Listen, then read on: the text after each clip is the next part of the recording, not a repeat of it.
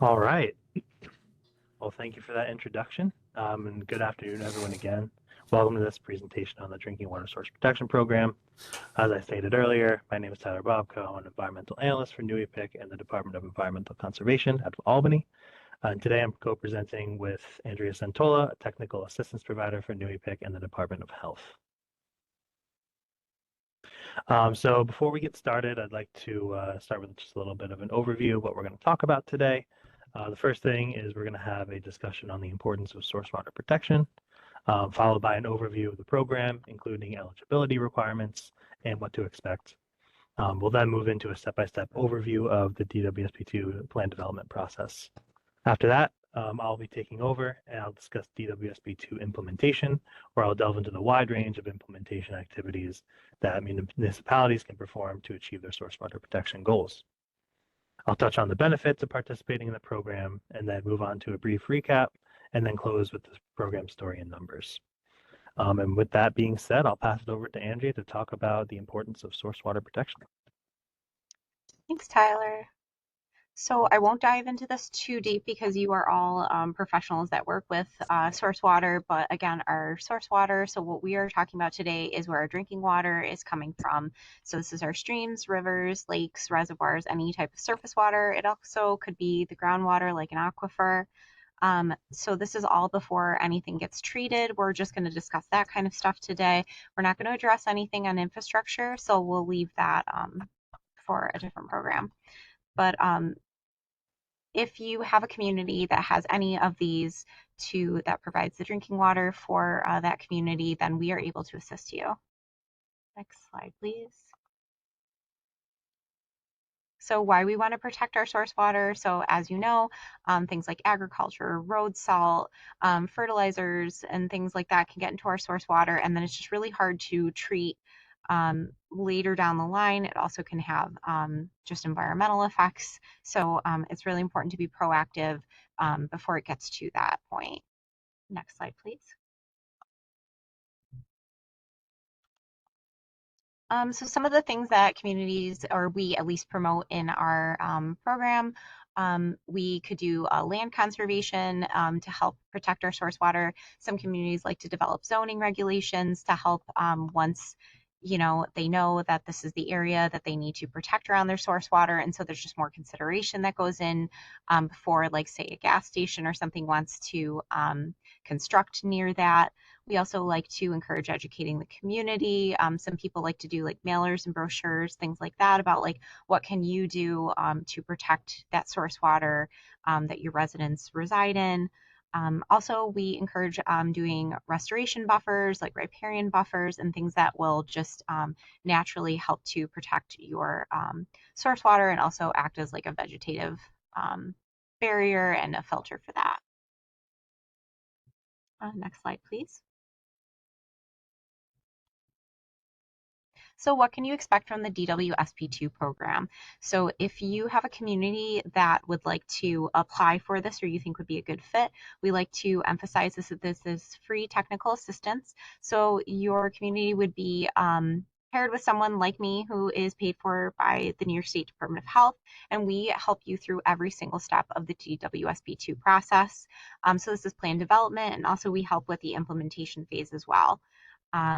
So we also like to emphasize that the schedule for this is very flexible. It doesn't have to be done within a year. Some plans can be longer than that, and we understand that you are very busy as well. So it's okay, like if you need to take 2 years or so. Again, we're there to help through every step, and we want you to be successful in this.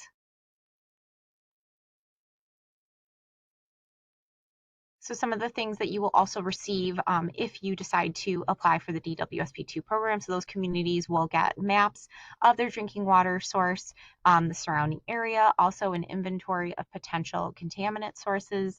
This has included things like gas stations, things like mines, things that we want to be considerate of when we are doing our plans. Also, we will go through a list of actions and suggested funding sources and strategies, things that we can do to implement the things that you would like to do to protect your source water and be proactive. Next slide, please. So who is this for? If you have a community that you think, oh, this might be a good idea, but you're not sure if they would be eligible. So it's anybody who has a small, medium, or large public water supply. And we can help with any community who would like to apply. We just do not do private wells. So that's something to consider. It could be rural, it could be an urban community, anyone who is on public water who also doesn't have updated maps, anyone with limited staff capacity. We really emphasize those types of communities to apply because, again, you're going to get paired with a free technical assistance provider like myself who's going to help guide you through every step of the program. Again, groundwater, surface water, you could have both. It doesn't really matter.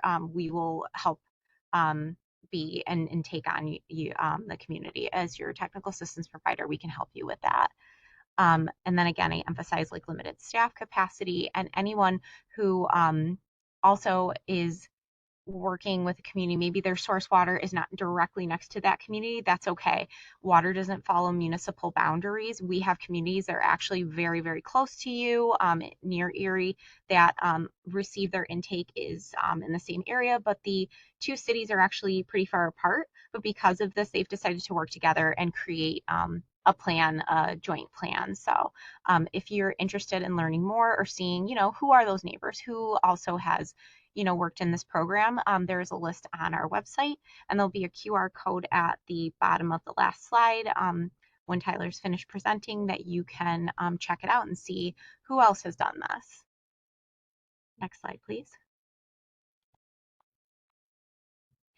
So when you are going through the DWSP2 program, there's a few steps and phases, we like to say, throughout the program. So we have the assess, strategize, and protect phase.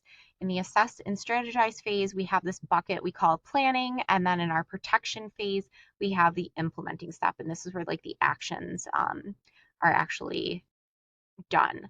So the first step is to create a stakeholder group, and then we will develop visions and goals, what you would like to do as your community to protect your source water. Having the right stakeholder group, having a good group with people who are experienced in different areas, like we always encourage like soil and waters to join, local health departments, officials, maybe your mayor wants to get involved, planning boards, people who can bring expertise and a diverse just experience range to this will help you and just guide you into success throughout your program. And then we develop our visions and goals. So what do you want to achieve through your plan in protecting your source water? And then we're going to go into a little bit more about what this entails. Next slide, please. So there's a couple steps through each of our phases. So in the assess phase, we have our first one's water quality and availability. So as the TA provider and also as you as the stakeholder group, we'll collect water quality data, anything that like maybe soil and water has done, anything historically, what are the sources that are being used, about your treatment of the water that goes to those communities. We're going to take all of this and be able to analyze it. We're going to be able to create, again, those maps. Potential contaminant sources are also considered. These are like the gas stations, mines, things that we want to be aware of that could, it's good to know that these things are near your source water and to be mindful of that because it might just change how we want to had to implement our protections. Like I said, like the zoning was one that we've seen communities do. So once the group has a good understanding of this, we'll move on into the next phase. So if everybody's on board, stakeholders agree, our visions and goals we've addressed, we go to our next slide. Next slide, please. So with the protection methods, this is actually, again, where I'm going to help you every step of the way as the TA provider. We're going to create this plan that's actually specific to the community. They're the ones that are going to identify what they exactly want to do for those protection methods. And then we figure out the next steps for that. So again, this could be conserving land and creating like a critical environmental area, develop zoning, if you want to do brochures to educate your residents on proper septic system maintenance, how to, be mindful of your fertilizing or lawn clippings. These are all things that we've seen communities do, and we encourage as a proactive approach to this. Um, we also want to launch you right into the protection phase with like the success and set you up for the best result. And again, that's why we're with you every step of the way. We're not going to leave you as a community and say, okay, like our time is done. Good luck. We also help you with a cost analysis of what these implementation steps could cost for you. We also help you with a list of partners that could help you in writing grants, for example. So it's important to know we can help you identify funding sources that would help to pay for these implementation steps, but we are not allowed to write them ourselves. So this might be somebody like a soil and water district who could help you, or your local planning board to help write those grants if you do not have like a county grant writer. Next step. So again, with the protection phase, this is where we're actually going to do our implementation. And like I said, just about, we want to make sure we set you up for success. This is where we go into the implementation. Once you are able to have state acceptance of the plan and identify the steps that you want to accomplish, we can set up a stakeholder group who would like to sit on the plan and actually implement these methods.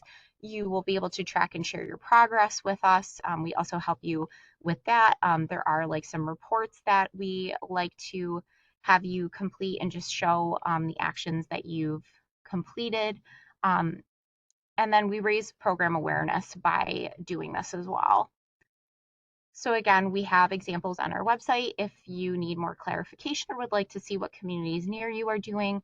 And that'll be on the DEC website that is listed at the end of the presentation. Next slide, please.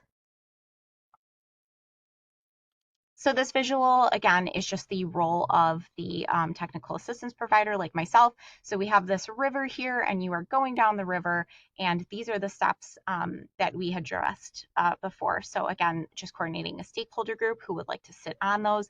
We encourage a diverse group of people with expertise because they can bring just great ideas to the table in ways. Maybe one is aimed at public health, maybe one is aimed at agriculture, and soil and water can really help with this.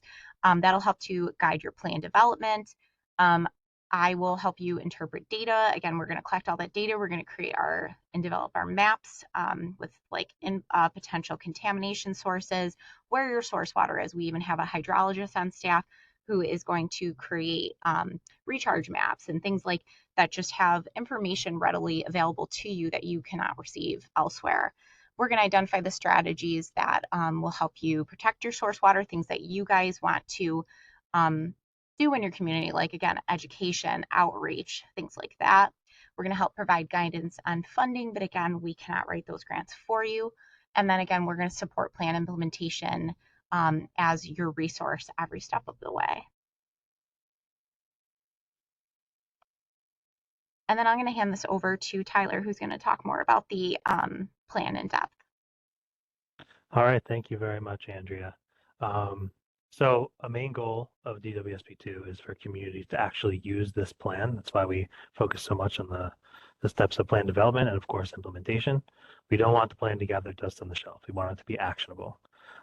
And that means placing the utmost importance on implementation so that communities can move beyond planning and focus on those actionable items. So throughout the plan development process, as Andrea touched on, you and your technical assistance provider will identify some implementation actions. And during the selection of those actions, you'll help make a list of relevant partners to include, any additional relevant partners to include, that is. This is a process that may sound familiar since Andrea was just before talking about forming a stakeholder group in this way.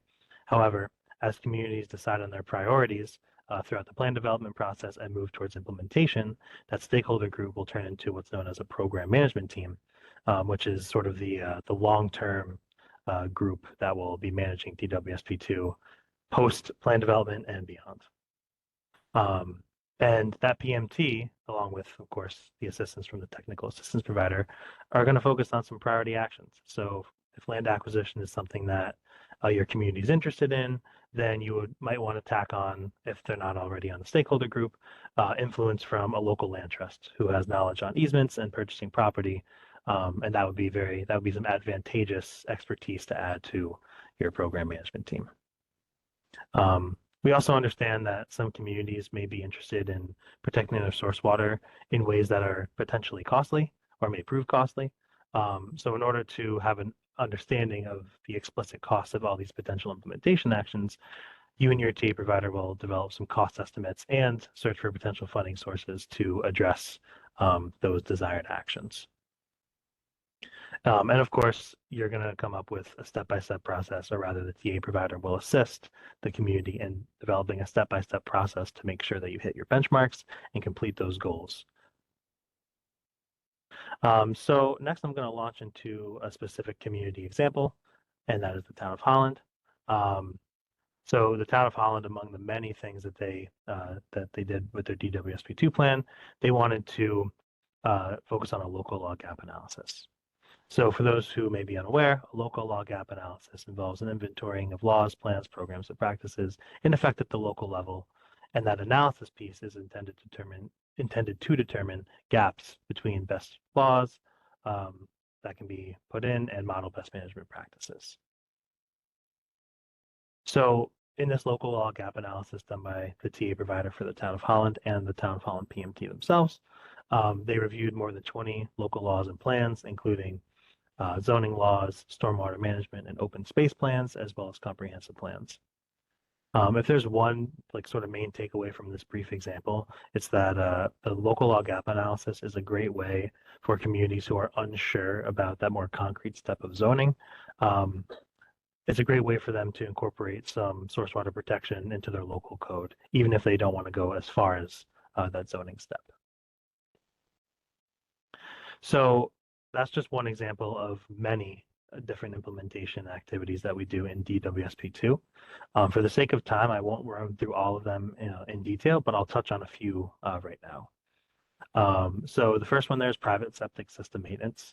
So one of our communities decided to work on septic system maintenance through outreach and education. So their technical assistance provider helped to create a mailer that highlighted proper septic system maintenance and used a targeted outreach approach to contact homeowners in the area adjacent of that community's drinking water source. The second one there is the critical environmental area, or a CEA. And CEAs, as I'm sure you all know, they're a great way to alert landowners, developers, and regulatory agencies to features of importance or concern. In this case, that would be a drinking water source. And this tool just adds an extra layer of review for development projects that might affect or jeopardize the quality of your source water. I'm going to jump down to the overlay district. So for those who may not be aware, an overlay district is an area where special natural and/or cultural resources are located and then are given special conservation restrictions in order to protect them. Some DWSP2 communities have chosen to draft an aquifer protection overlay district, or an APOD, as one of their implementation actions. In these cases, the technical assistance provider can draft language for this APOD while incorporating feedback from the community, ultimately leaving the program management team with a well-written draft to take forward. I think, and for the sake of time, I'll jump down to the grant writing and assistance one at the very end. So DWSP2 communities are actually able to leverage this free technical assistance into funding opportunities for other source water related projects. I would say our strongest example of that is the city of Ithaca, who was able to work with their technical assistance provider to obtain a nearly $50,000 grant through the Great Lakes Small Basin Program to support their implementation project, which was a build-out analysis. This build-out analysis, just to give a little bit more detail on that, was designed to inform future land use planning by exploring impacts of various development scenarios within the city of Ithaca's drinking water source protection area. And the goal was to support the long-term health and sustainability of the community by providing them with source water related best management practices. And I always like to touch on this one because this is a great example of how you can leverage this very, very real, very free technical assistance into an actual monetary reward to help other source water related actions. So taking a look at the main benefits of DWSP2, those implementation actions really help you get there. Um, I'll touch briefly on each one. So the first one there is increasing funding opportunities. Not only does that come in the form of that grant writing and assistance that I talked about, but another thing that communities like to hear is that DWSP2 plans are actually included in the scoring criteria for multiple other funding programs, such as the Water Quality Improvement Project and Climate Smart Communities. I believe you can get up to 30 points for the WQIP and up to 10 points for climate smart communities by having a completed DWSP2 plan. Perhaps the most obvious, the drinking water source protection plan will help you protect water quality. And of course, as Andrea touched on, will help prevent contamination through the creation of that potential contaminant source list, and then using that list to sort of address what the main concerns are at the local level, and then turning those into implementation actions.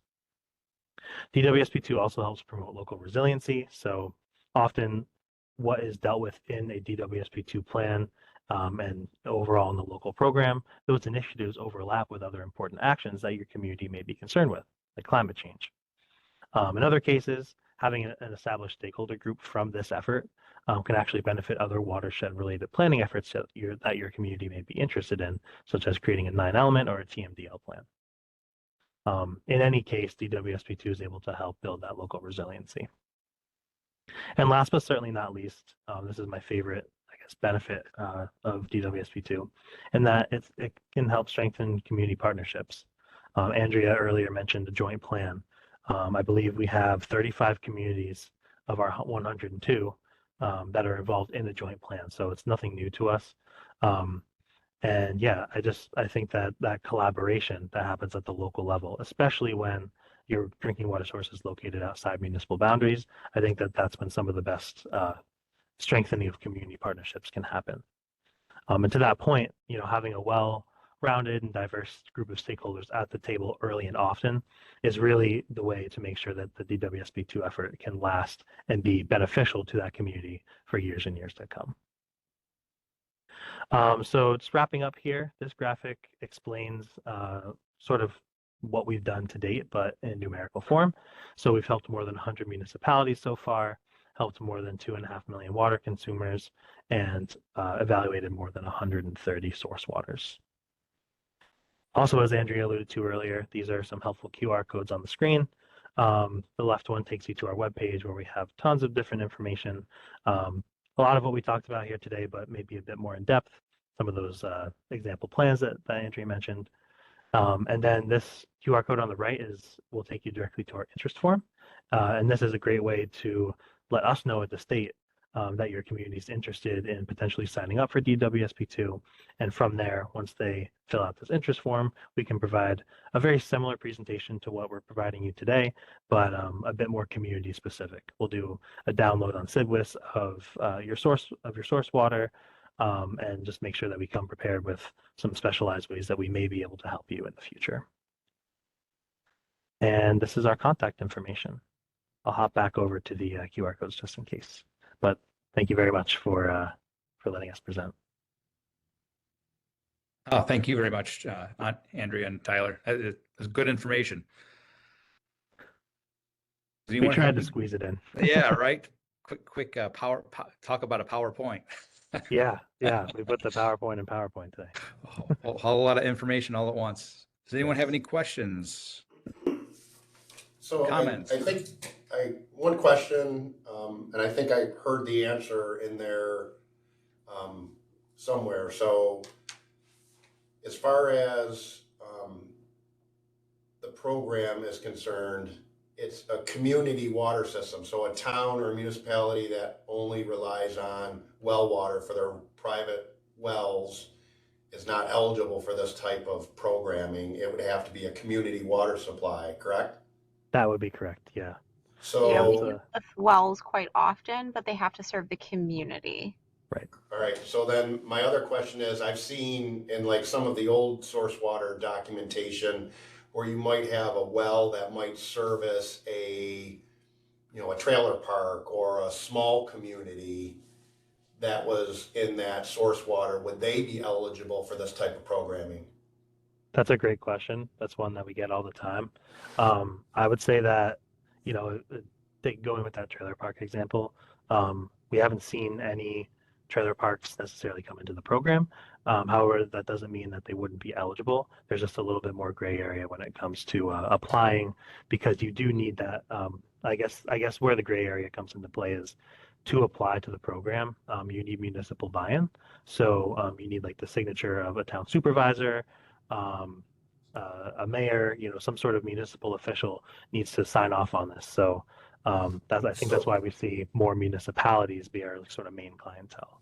So if the municipality wanted to sponsor it on behalf of a smaller community source water, that would be a possibility, and that would be the key that would be in order to make that happen. Right. I guess you could put it in terms of like that would unlock their ability to participate in the program, having that municipal buy-in. And I think the last time I received like an in-person question on this, I was at the Mohawk Valley Global Symposium this past March, and there was a resident that actually said, I live in the trailer park. I would love for my community to get involved in this program. What can I do? And unfortunately, there is a limit to how much you can do as a concerned citizen. You can fill out the interest form, but again, to actually apply to the program, you're going to need to work with whatever municipality you're in, get that leadership buy-in, and then you can be off to the races. Got it. And Tyler, when you're saying you need a town supervisor sign off on it, I presume that would also probably carry over to a resolution approved by the town board as well, correct? So you don't have to approve this plan, but we do highly encourage municipalities to pass it as a resolution. Yep. We see it as kind of a victory here at the state if that does happen, but it's not a requirement. Got it. Good to know. Thank you. Yeah, no problem. Any other questions? Are communities who draw their source water from Lake Erie eligible? Or They is it are. smaller lakes? They are. That's a great. You guys are asking really good questions. A lot of gray area questions, which I appreciate. So that's something that I'm actually working on as it's not a side project because it has to do with DWSP2, of course, but watershed delineation in Great Lakes systems is something that we're trying to work on and develop an external resource to, so we can, I guess, make sure that we delineate these watersheds of Great Lakes communities in a proper way. Right now, we have this, I would say, the like colloquial term, I would say, is like the Bible of DWSP2, which is our DWSP2 framework. That just went through a lot of revision, a lot of updating, but we still don't have something in there for watershed delineation for Great Lakes systems. But it's something that I am actively working on. I actually drafted an agenda to talk to the Great Lakes Hub, hopefully before the new year, about this and about their thoughts on what we've drafted so far. So we have resources. We actually have one Great Lakes system in right now. I can't tell you who it is because their plan isn't complete yet, but we do have experience